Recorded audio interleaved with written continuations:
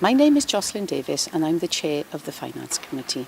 One of the most important aspects of the Finance Committee's work is the scrutiny of the Welsh Government spending, specifically their budget.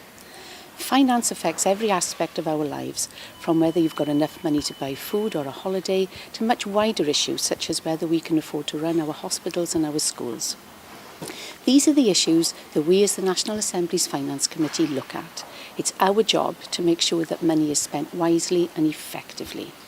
Every year, the Welsh Government announces how much it's going to spend on areas such as health, education, local authorities, improving the economy.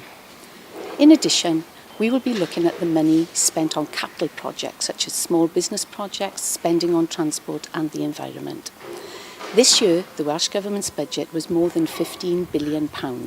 Next year, because of the continual financial pressures we are under, it may be less, so it's crucial that every pound spent delivers value for money. We will be looking very closely at the Welsh Government's plans when it announces its draft budget later this year, not just to see what it's spending its money on, but also how to consider whether it's spending enough in the right areas to do just what it says it wants to do. You can help us with our inquiry. We want to hear your opinions.